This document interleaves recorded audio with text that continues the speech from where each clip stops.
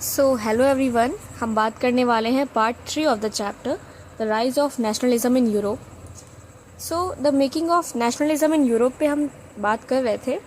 If you look at the map of mid 18th century Europe, you will find that there were no nation states as we know them today. तो अगर हम देखेंगे mid 18th century के Europe के map को, तो जिस तरह से आज हमारे पास नेशन स्टेट है ना, उस तरह से पहले नहीं हुआ करता था। जैसे आज हम जर्मनी देखते हैं, इटली देखते हैं, स्विट्जरलैंड देखते हैं, वो सब कुछ पहले किंगडम्स में, डचीज में, कैंटन्स में डिवाइडेड था और एक नेशन स्टेट के तौर पर नहीं था, जैसा कि आज हम देखते हैं। ओके, सो इनके अपने अपने रूलर हुआ करते थे, जिनकी खुद की पर्टिकुलर एक टेरिटरी हुआ करती थी जहां पर ये राज करते थे। Eastern and central Europe were under autocratic monarchies within the territory of which live diverse peoples. Okay, so जो हमारा यूरोप का ईस्टर्न और सेंट्रल पार्ट था, ये भी एक मोनार्की, मतलब मोनार्की के अंडर में ही था, जो कि वहां पर भी हम कह सकते हैं कि अलग अलग तरीके के लोग रहते थे। What does it mean by diverse word? Basically diverse का मतलब सिर्फ इतना है कि अलग अलग तरीके के लोग रहा करते थे। मीन्स जैसे कि हम बात करें इंडिया की, तो इंडिया में हमारे पास हिंदी बोलने वाले भी लोग हैं, मराठी भी हैं, गुजराती भी हैं, पंजाबी भी हैं, बंगाली भी हैं। सो यहाँ पर भी काफ़ी डाइवर्स है लैंग्वेजेस का, जैसे हम एग्जाम्पल ले रहे थे अभी अभी। वैसे ही यूरोप में भी अलग अलग तरीके के लोग रह रहे थे, ये बात की जा रही है। Okay, so they did not see themselves as sharing a collective identity or a common culture. Often they even spoke different languages and belonged to different ethnic groups.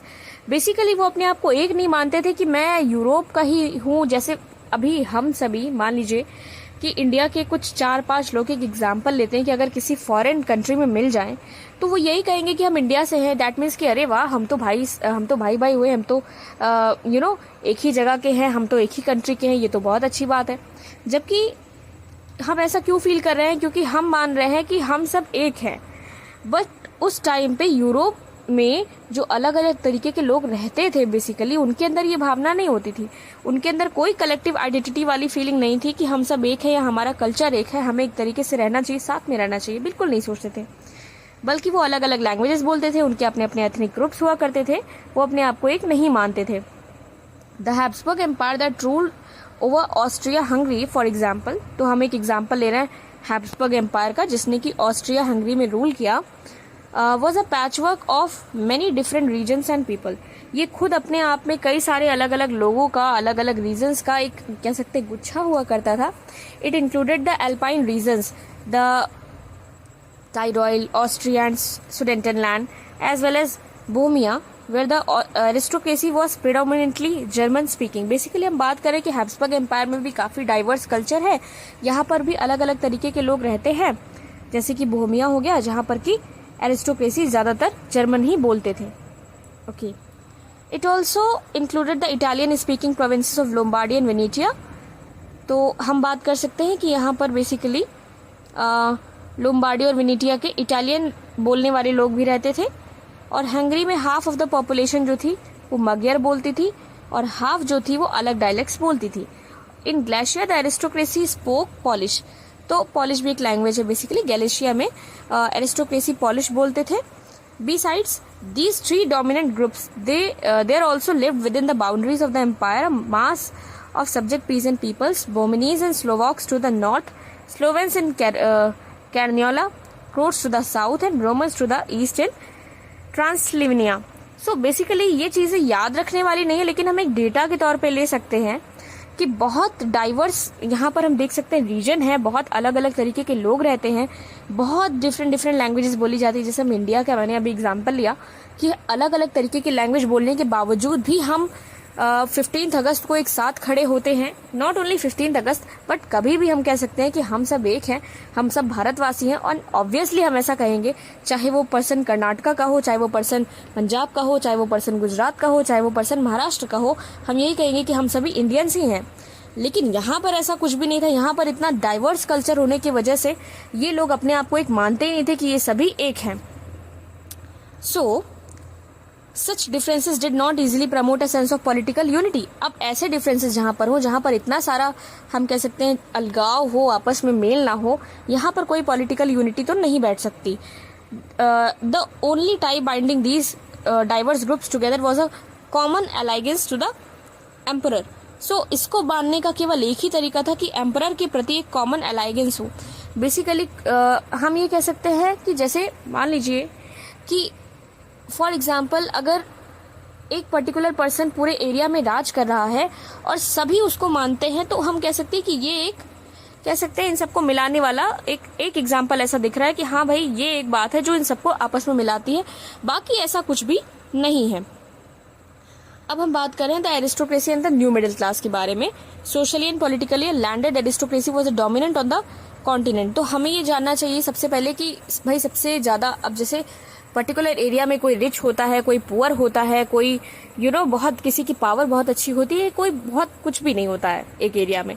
वैसे हम यहाँ पर बात कर रहे हैं सोशली या पॉलिटिकली, जैसे एक सामाजिक तौर पर, एक राजनीतिक तौर पर कौन ज्यादा हाई था पूरे एरिया में, तो वो एरिस्टोक्रेसी थे. The members of this class were united by common way of life that cut across regional divisions. They owned estates in the countryside and also town houses. तो ये काफी अमीर लोग ऐसा दिख रहा है कि बहुत अमीर हैं. इनके अपने स्टेट्स भी हैं जिसको ये खुद ओन करते हैं, इनके खुद के टाउन हाउसेस भी हैं, ये फ्रेंच बोलते हैं.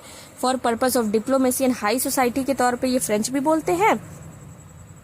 Their families were often connected by ties of marriage. ठीक है, इनकी फैमिलीज आपस में मैरिज के तौर पर कनेक्ट हो रही है. जैसे कुछ फैमिलीज अलग अलग हैं, आपस में मैरिज का रिश्ता रखा तो वो सब एक हो गए. This powerful aristocracy was how ever numerically a small group. भले ही वो छोटे से ग्रुप थे, the majority of the population was made up by peasantry. तो ये एरिस्टोक्रेसी थे बड़े पावरफुल, मगर बहुत कम थे, अपने आप में माइनॉरिटी थे एज इन पॉपुलेशन के तौर पे बात करें. और मेजोरिटी के तौर पे पॉपुलेशन में पीजेंट्री आते थे. To the west the bulk of the land was farmed by tenants and small owners, while in the eastern and central Europe the pattern of land holding was characterized by vast states which were cultivated by serfs. Basically यहाँ बात हो रही है कि peasants कैसे रहते थे. तो वेस्ट के साइड पे काफी सारा जमीन का हिस्सा टीनेंट्स के द्वारा फार्म किया जा रहा था. टीनेंट्स हम किराएदार कह सकते हैं. स्मॉल ओनर्स जो बहुत छोटे छोटे लोग, जैसे कुछ जमीन का उन्होंने रेंट ले लिया कि भाई हमें किसानी करना है, खेती करना है.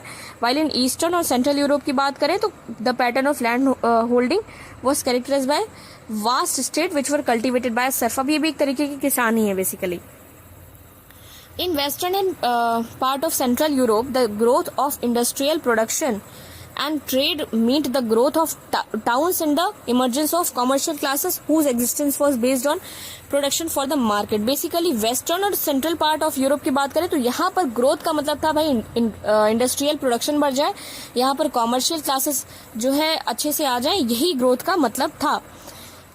ओके, ट्रेड का मतलब होता था कि टाउन्स काफी ज्यादा बढ़ जाएं, टाउन्स की ग्रोथ हो जाए. दैट मीन्स कि भाई ट्रेड बढ़ रहा है इस एरिया में. ठीक है. Industrialization began in England in the second half of the 18th century, but in France and part of the German states it occurred during the 19th century. तो देखिए कितना बड़ा डिफरेंस है कि इंग्लैंड में जो इंडस्ट्रियलाइजेशन था वो 18th सेंचुरी में आया, second half of the 18th century में आया, जबकि फ्रांस और जर्मन की बात करेंगे तो वो 19th सेंचुरी के दौरान हुआ.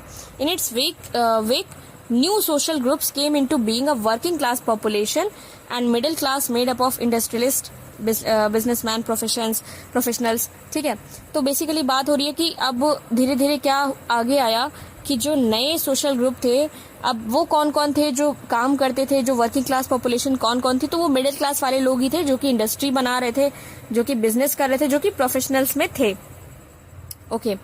In Central and Eastern Europe, these groups were smaller in number till late 19th century. It was among the educated liberal middle class that ideas of national unity following the abolition of aristocratic privileges gained popularity. Basically यहाँ पर बात सिर्फ इतनी सी है समझने वाली कि जो मिडिल क्लास है वो कितनी पावरफुल अब बन रही है. जैसे अभी आपने देखा कि एरिस्टोक्रेसी काफी भाई पावरफुल है, इनके पास काफी रुपए पैसे हैं, सब कुछ है, लेकिन जो इनका नंबर है, जो इनका अमाउंट है, काफी कम है. मतलब मुट्ठी में ही ताकत होती है, आपने सुना होगा. वैसे यहाँ पर मिडिल क्लास काफी सारे लोग हैं, अगर ये एक साथ हो जाए किसी चीज के लिए तो वो चीज क्यों नहीं हो सकती है. वही चीज हमें दिखाया जा रहा है कि भाई इंडस्ट्री भी इन्होंने खड़ी की, बिजनेसमैन भी यही बने, प्रोफेशनल्स में भी यही आगे आए. कुल मिला करके जो मिडिल क्लास थे अब वो यहाँ से पॉपुलैरिटी गेन कर रहे हैं एरिस्टोक्रेसी को हटा करके. What did liberal nationalism stand for? Okay, ideas of national unity in early 19th century Europe were closely allied to the ideology of liberalism. अब अर्ली 19th सेंचुरी की अगर हम बात करें तो यूरोप एक आइडेंटिटी पर अलाइन था पूरी तरीके से. इसको लिबरलिज्म कहते हैं. लिबरलिज्म का मतलब समझते हैं कि लिबरलिज्म का मतलब क्या है. अब ये लेटिन वर्ड से आया जिसका कि रूट वर्ड है लिबर. अब हर वर्ड का रूट वर्ड होता है बेसिकली, जिससे हम उसकी मीनिंग निकालते हैं. लिबर का मतलब होता है फ्री यानी आजाद. For the new middle classes liberalism stood for freedom for the individual and equality of all before law. तो न्यू मिडिल क्लास जो भी आई, जिसकी अभी हमने बात की, इतनी सारी तारीफें की, बेसिकली इनके लिए लिबरलिज्म का मतलब सिर्फ इतना था कि हम सभी फ्री हैं, हम सभी आजाद हैं और हमारे लिए इक्वालिटी बिफोर लॉ है. Politically it emphasise the concept of government by consent. Since the French Revolution, liberalism had stood for the end of autocracy and clerical privileges, a constitution and a representative government through parliament. 19th century liberals also stressed the inviolability of private property. यहाँ पर सिर्फ एक बात हो रही है कि middle class basically liberalism को समझते क्या थे. लिबरलिज्म का मतलब है हमें फ्री कर दो, हमें आजाद कर दो, हमारे लिए इक्वालिटी बिफोर लॉ ले आओ. ठीक है, हम गवर्नमेंट के कॉन्सेप्ट पे एम्फेसाइज करेंगे कि भाई हमारा भी एक मान है, हमारा भी कुछ मतलब है. ठीक, हम ऑटोक्रेसी को खत्म करना चाहते हैं. जो इन बड़े चढ़े लोगों की अभी बात हो रही थी, जिनको जन्म से ही काफी सारे ऐसे अधिकार दिए गए हैं जो हमें नहीं दिए गए. कॉन्स्टिट्यूशन की कुछ ऐसी चीजें जो इनको दी गई जो हमें नहीं दिए गए. हम इन सब चीजों पे भाई पाबंदी चाहते हैं. हम अपने लिए अपना हक मांगते हैं. बेसिकली अपनी प्राइवेट प्रॉपर्टी के लिए जो 19th century liberals also stress the inviolability of private property. Basically वो प्राइवेट प्रॉपर्टी के लिए भी अब अपना हक चाह रहे थे. Okay, yet equality before the law did not necessarily stand for universal suffrage. Suffrage means the right to vote. अब equality before law का ये मतलब नहीं कि हमें right to vote मिल जाएगा. You will recall that in revolutionary France, which marked the first political experiment in liberal democracy, the right to vote and to get elected was granted exclusively to property owning men without property. अब जैसे कि right to vote केवल उनको